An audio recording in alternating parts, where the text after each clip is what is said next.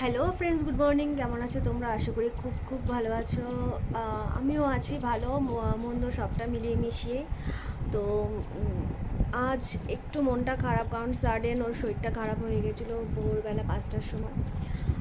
আজকের একটা সুন্দর দিনও ছিল আমার কাছে। আমার ছোটোবেলার বন্ধু, ওরও বন্ধু, তার বিয়ে, তো তার সেই উপলক্ষে ওকে আজকে একটু খাওয়াতাম। তো তাই ওকে বলেছিলাম আসতে।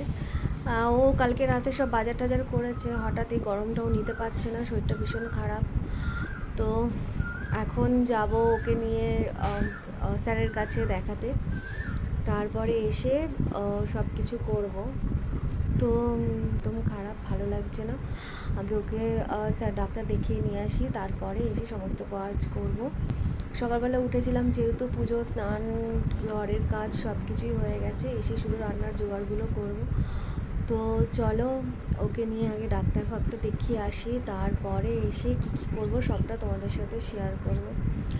সত্যি বলছি, মনটা ভালো নেই, একদম ভালো নেই। কী করব কিছু বুঝতে পারছি না। আর ও এই গরমটা নিতে পারছে না, এটা নিয়ে এরকম 2-3 বার হলো। বিরক্ত লাগছে, ভালো লাগছে না গো।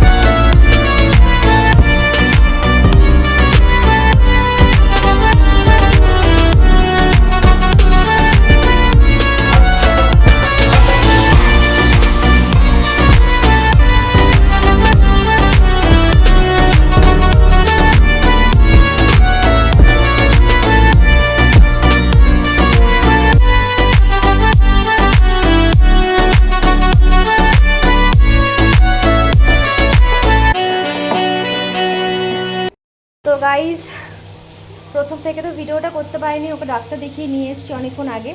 তো সব কিছু করে নিয়েছি, মশলা করে নিয়েছি সব, এগুলো সব লঙ্কা বাটা, আদা পেস্ট, নিচে রসুন পেস্ট, সব চিংড়ি মাছ ভেজে রেখেছি, পেঁয়াজ কাটা।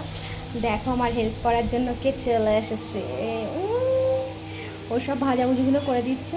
আমি এঁচড়ের আলু ভেজে নিয়েছি, এঁচড় ভাজছি, এঁচড়ের তরকারি হবে। তো এই দেখো ম্যাডাম এসছে রান্না করতে।